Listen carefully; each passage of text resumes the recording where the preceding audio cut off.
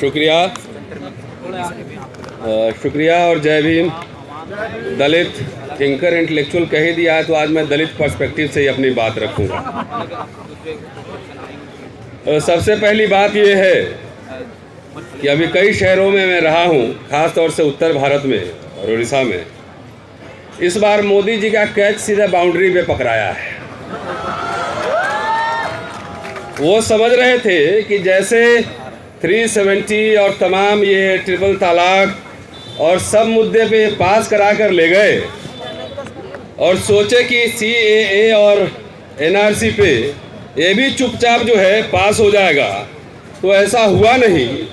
और धीरे धीरे पूरा देश ही जो है वो JNU और शाहीन बाग में तब्दील होता जा रहा है। पूरा देश ही तब्दील होता जा रहा है। साथियों, CAA, NPR, NRC ये पूरा पैकेज है और पैकेज वैसे ही है जैसे रोहित वेमुला, JNU पे हमला, अबाध निजीकरण, प्राइवेटाइजेशन, 370, ट्रिपल तलाक, ये तमाम एक पैकेज में आया है। जाहिर है कि जो सरकार है, जो बीजेपी की संघ प्रायोजित सरकार है, इसकी आस्था भारत के संविधान में नहीं है, इसकी आस्था मनुस्मृति में है। तो इसलिए हमें कोई कंफ्यूजन नहीं है कि अगले 4 साल इनसे लड़ाई लड़नी पड़ेगी। कबूतर अगर रेत में आग छुपा ले और सोचे कि बिल्ली नहीं खाएगी तो प्रॉब्लम ये बिल्ली का नहीं है, कबूतर का है। इसलिए कोई कंफ्यूजन नहीं होना चाहिए, इनसे लगातार लड़ाई जारी रहेगी। साथियों, पहले नोटबंदी हुआ, उसके पहले एक नसबंदी हुआ था 70s में। तो नसबंदी, नोटबंदी और ये मोदी और शाह साहब का जो आया है अभी CAA और NRC, ये सीधा और सीधा वोट बंदी है। सीधा और सीधा वोट बंदी है। और कैसे है इसका एग्जाम्पल असम से हमारे सामने आ रहा है। ये तो समझ रहे थे कि इस पे तो हिंदू और मुसलमान हो जाएगा, लेकिन इस बार इनका कैच पकड़ाया है हिंदू मुसलमान नहीं, ये जनता बनाम सरकार है। ये लड़ाई जनता बनाम सरकार है। साथियों, CSD के सर्वे के हिसाब से, CSDS के सर्वे के हिसाब से 2019 में 24% जो है दलित लोगों ने वोट दिया था बीजेपी को, ऐसा CSDS बता रहे हैं। दिलचस्प है कि मुखर विरोध भाजपा सरकार का दलितों ने भी जबरदस्त किया है और CAA पे और NRC पे दलित भी लगातार इस पे बोल रहे हैं।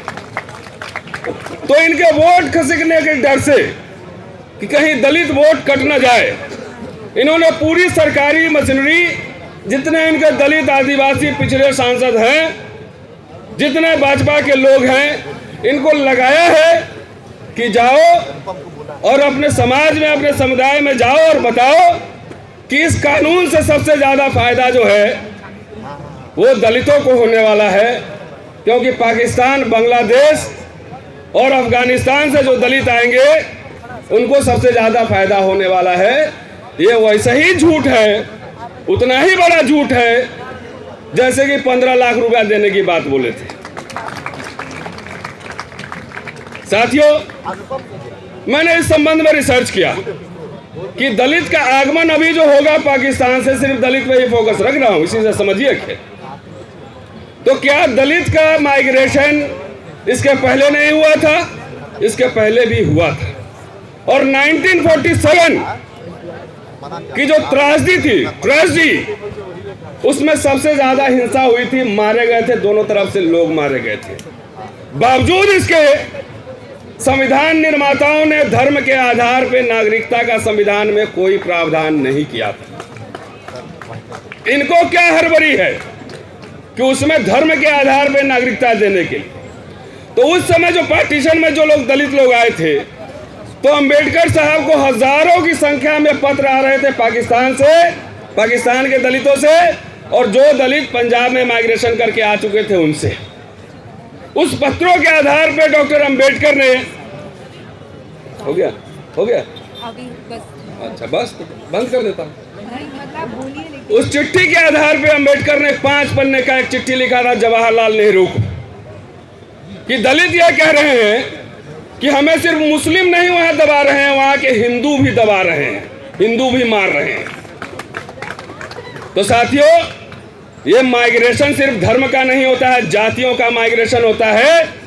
पाकिस्तान से जो मलाईदार तबके के लोग आए वो खान मार्केट में करोड़ों अरबों कमा रहे हैं, और जो दलित आए थे वो करोल बाग और रेगोरपुरा में रह रहे हैं। डॉक्टर अंबेडकर ने लिखा था कि वहां शिकायत कर रहे हैं कि जो रिफ्यूजी कैंप्स है उसमें दलितों को नहीं रहने दिया जा रहा है, क्योंकि वहां पे बड़े कास्ट के लोग वहां कब्जा जमाए हुए हैं, और चूंकि उसमें नहीं रहने दिया जा रहा है इसलिए उनको न राशन मिल रहा है न कपड़ा मिल रहा है। इसके अलावा दलितों को घर से भगाया जा रहा है। ये तमाम 1947 में डॉक्टर अंबेडकर ने जवाहरलाल नेहरू को 18 दिसंबर 1947 का चिट्ठी। मोदी साहब ये बताइए, पहले सर्वे कराइए। अभी योगी कह रहे थे गया में कि एक खास धर्म विशेष के लोग जो है ज्यादा बच्चा पैदा कर रहे हैं। तो आपका जो है वो मनुस्मृति से जो आंकड़ा आ रहा है योगी साहब और मोदी साहब, तो एक काम कर लो, पहले कास्ट सेंसस ही करा लो, किसके कितने बच्चे हैं और किसके कितने पास पैसे हैं, और जमीन कराओ ना। किसने रोका है? कास्ट सेंसस कराओ।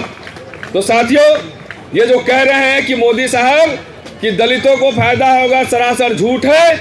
आज वो सर्वे कराए कि 1947 में जो दलित आए थे उनकी हालत क्या है। अगर इतना मोहब्बत दलितों से है तो पहले पाकिस्तान वाले को छोड़ दो, पहले दिल्ली यूनिवर्सिटी में 5000 वैकेंसी खाली है, पहले वहां भरवा दो, रोस्टर फॉलो करवा दो, निजीकरण रोको। अगर निजीकरण कर रहे हो तो बोलो कि हम प्राइवेट सेक्टर में आरक्षण देंगे। तो हमें दिखा रहा उधर, बचपन में सुने थे कि भाई कौआ दिखाओ, उधर देखो कौआ उड़ रहा है, बच्चा देखो ऊपर कौआ उड़ रहा है, और हाथ से रोटी छीन ले रहे थे। तो हमें दिखा रहे हो पाकिस्तान, और यहाँ डंडे मार रहे हो पीठ पर, यहाँ मार रहे हो, सारे अधिकार छीन रहे हो। तो साथियों, यकीन मानिए, जैसे निजीकरण कर रहे हैं, तमाम ये इशू भटका रहे हैं। सरकार, दी गवर्नमेंट इज कंप्लीट फेलियर। इसकी आस्था संविधान में नहीं है। आप सबको मैं सलाम पेश कर रहा हूं कि कम से कम आप जज्बे के साथ लगे हुए हैं, और मैं आपको आश्वस्त करता हूं कि ये लड़ाई एक दिन की लड़ाई नहीं है, सालों साल ये लड़ाई चलेगी। अमित शाह ने कहा है कि हम 1 इंच भी नहीं घटेंगे।